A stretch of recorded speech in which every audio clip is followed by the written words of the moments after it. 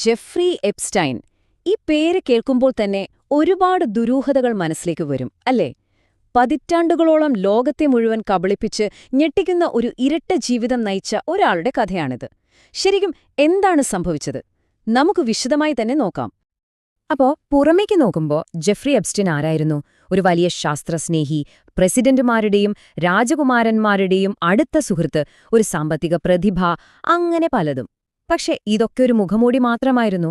ആ വലിയ ബംഗ്ലാവുകളുടെ അടഞ്ഞ വാതിലുകൾക്ക് പിന്നിൽ നടന്നിരുന്നത് ശരിക്കും ഭീകരമായൊരു കുറ്റകൃത്യ സാമ്രാജ്യത്തിന്റെ കഥയാണ്. അപ്പോ സ്വാഭാവികമായും ഒരു ചോദ്യം വരും, അല്ലേ? ബ്രൂക്ലിൻ എന്നുള്ള വലിയ കുടുംബ പാരമ്പര്യമൊന്നുമില്ലാത്ത, എന്തിന് ഒരു കോളേജ് ഡിഗ്രി പോലും ഇല്ലാത്തൊരു സാധാരണ അധ്യാപകൻ, അയാൾ എങ്ങനെയാണ് ലോകത്തിലെ ഏറ്റവും ശക്തരായ ആളുകളുടെ ഇടയിലേക്ക് കയറിച്ചെന്നത്?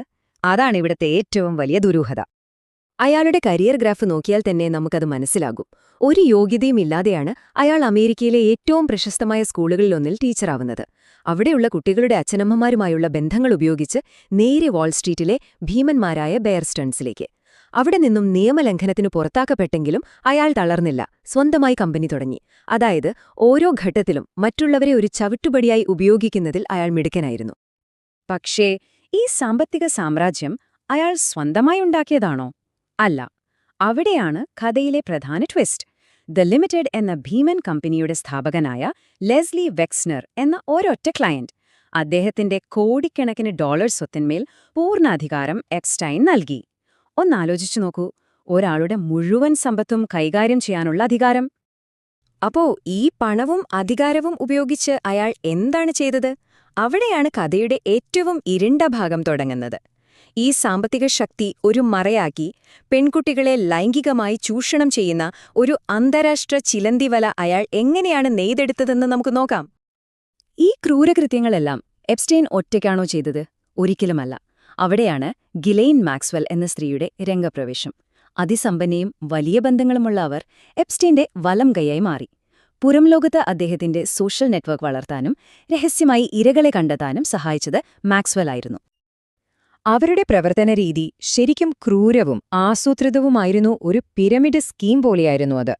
ഒന്നാമത്തെ സ്റ്റെപ്പ്, ദുർബലരായ പെൺകുട്ടികളെ കണ്ടെത്തുക. എന്നിട്ട് മസാജ് ചെയ്യാനെന്ന പേരിൽ പണം വാഗ്ദാനം ചെയ്യും. രണ്ടാമത്തെ സ്റ്റെപ്പിൽ ഈ മസാജ് പതിയെ ലൈംഗികാതിക്രമത്തിലേക്ക് മാറും. ഇനി മൂന്നാമത്തെ സ്റ്റെപ്പാണ് ഏറ്റവും ഭീകരം. ഈ ഇരകളെ കൊണ്ട് തന്നെ മറ്റ് പെൺകുട്ടികളെ ഈ വലയിലേക്ക് കൊണ്ടുവരാൻ പണം നൽകും. അങ്ങനെ ആ ചൂഷണത്തിന്റെ ശൃംഖല അവർ വലുതാക്കിക്കൊണ്ടേയിരുന്നു. ഈ കുറ്റകൃത്യങ്ങൾ നടന്നതു ഒരിടത്തു മാത്രമായിരുന്നില്ല. ന്യൂയോർക്കിലെ 7 നിലയുള്ള ആഡംബര മാളിക, ന്യൂ മെക്സിക്കോയിലെ വിശാലമായ റാഞ്ച്, പാരീസിലെ ഫ്ളാറ്റ്, പിന്നെ കാരീബിയൻ കടലിലെ ആ കുപ്രസിദ്ധമായ സ്വകാര്യ ദ്വീപ്.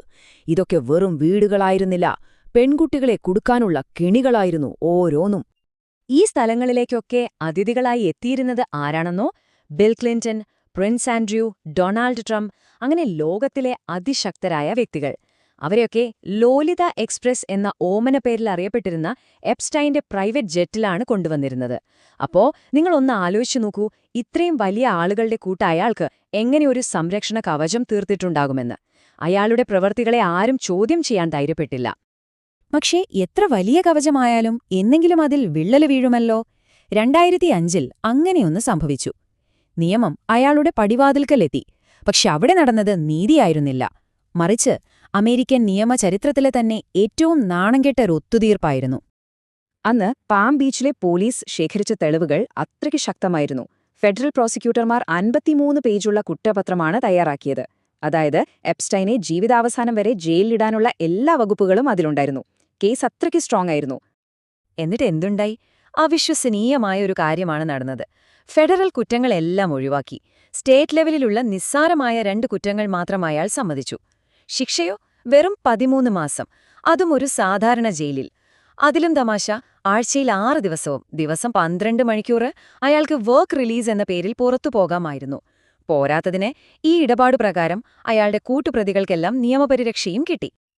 ഇതിലെ ഏറ്റവും വലിയ ചതി എന്താണെന്ന് വെച്ചാൽ, ഈ ഒത്തുതീർപ്പിനെക്കുറിച്ച് ഇരകളെ ആരും അറിയിച്ചില്ല.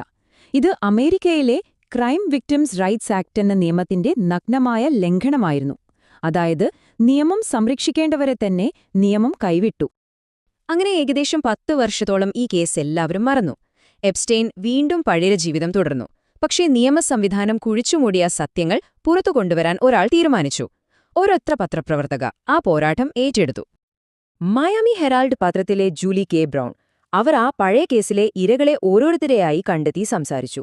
2008 ആ ഒത്തുതീർപ്പിന് പിന്നിലെ അഴിമതി അവർ ലോകത്തിനു മുന്നിൽ തുറന്നുകാട്ടി. അവരുടെ പെർവേർഷൻ ഓഫ് ജസ്റ്റിസ് എന്ന ആ റിപ്പോർട്ട് ഒരു കൊടുങ്കാറ്റുപോലെയായിരുന്നു. അതോടൊപ്പം #MeToo പ്രസ്ഥാനം ശക്തമായതും ന്യൂയോർക്കിലെ അധികാരികൾക്ക് ഈ കേസ് വീണ്ടും തുറക്കാതിരിക്കാൻ കഴിഞ്ഞില്ല. അങ്ങനെ 2019 ജൂലൈ 6 ജെഫ്രി എപ്സ്റ്റൈൻ വീണ്ടും അറസ്റ്റിലായി. ഇത്തവണ ഫെഡറൽ സെക്സ് ട്രാഫിക്കിംഗ് എന്ന അതീവ ഗുരുതരമായ കുറ്റത്തിനായിരുന്നു അറസ്റ്റ്. ലോകം മുഴുവൻ ഈ വാർത്ത ശ്രദ്ധിച്ചു. ഇനിയൊരു ഒത്തുതീർപ്പുണ്ടാകില്ല, ജാമ്യം കിട്ടില്ല എന്നെല്ലാവർക്കും ഉറപ്പായിരുന്നു. അറസ്റ്റിനു ശേഷം പോലീസ് അയാളുടെ മാൻഹാറ്റനിലെ ആ വലിയ വീട്ടിൽ റെയ്ഡ് നടത്തിയപ്പോൾ കണ്ട കാഴ്ച ഞെട്ടിക്കുന്നതായിരുന്നു. ഇരകളായ പെൺകുട്ടികളുടെ ആയിരക്കണക്കിന് ഫോട്ടോകൾ, കെട്ടുകണക്കിന് പണം, പിന്നെ കുറ്റകൃത്യങ്ങളിലേക്ക് വിരൽ ചൂണ്ടുന്ന മറ്റൊരുപാട് വസ്തുക്കൾ. അയാളുടെ സാമ്രാജ്യത്തിന്റെ വ്യാപ്തി ശരിക്കും വെളിപ്പെട്ടത് അപ്പോഴാണ്. പക്ഷേ കഥ അവിടെയും തീർന്നില്ല. ഈ വലിയ കുറ്റകൃത്യ ശൃംഖലയുടെ തലപ്പത്തിരുന്ന ആ മനുഷ്യൻ ഒരിക്കലും ഒരു ജൂറിക്ക് മുന്നിൽ വിചാരണ നേരിട്ടില്ല.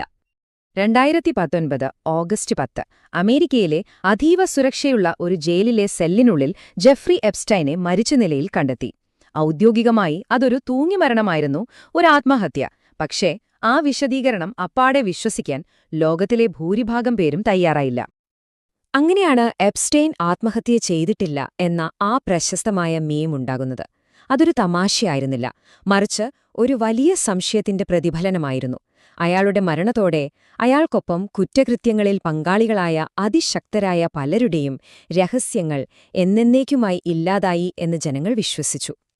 എപ്സ്റ്റൈൻ വിചാരണ നേരിടാതെ മരിച്ചെങ്കിലും അയാളുടെ പ്രധാന കൂട്ടുപ്രതിയായ ഗിലീൻ മാക്സ്വെല്ലിന് രക്ഷപ്പെടാനായില്ല. നീണ്ട വിചാരണകൾക്കൊടുവിൽ പെൺകുട്ടികളെ ലൈംഗികമായി കടത്തിയ കേസിൽ അവർ കുറ്റക്കാരിയെന്ന് കണ്ടെത്തുകയും 20 വർഷത്തെ തടവിന് ശിക്ഷിക്കുകയും ചെയ്തു. അപ്പോ ഈ കഥ ഇവിടെ തീർന്നോ? ഇല്ല. 2024 മുതൽ കോടതിയുടെ ഉത്തരവ് പ്രകാരം എപ്സ്റ്റൈനുമായി ബന്ധപ്പെട്ട ഒരുപാട് രഹസ്യരേഖകൾ പുറത്തു വന്നുകൊണ്ടിരിക്കുകയാണ്. അയാളുടെ നെറ്റ്വർക്കിലുണ്ടായിരുന്ന കൂടുതൽ പ്രമുഖരുടെ പേരുകൾ ഇതിലൂടെ വെളിപ്പെടുന്നുണ്ട്. ജെഫ്രി എപ്സ്റ്റൈൻ ഇന്ന് ജീവിച്ചിരിപ്പില്ല, പക്ഷെ അയാളുടെ കഥ നമ്മളോട് ഒരുപാട് കാര്യങ്ങൾ പറയുന്നുണ്ട്. അധികാരവും പണവും ഉപയോഗിച്ച് നിയമത്തെ എങ്ങനെ വളച്ചൊടിക്കാം എന്നതിന്റെ ഏറ്റവും വലിയ ഉദാഹരണമാണിത്. അപ്പോൾ നമ്മൾ സ്വയം ചോദിക്കേണ്ട ഒരു ചോദ്യമുണ്ട്.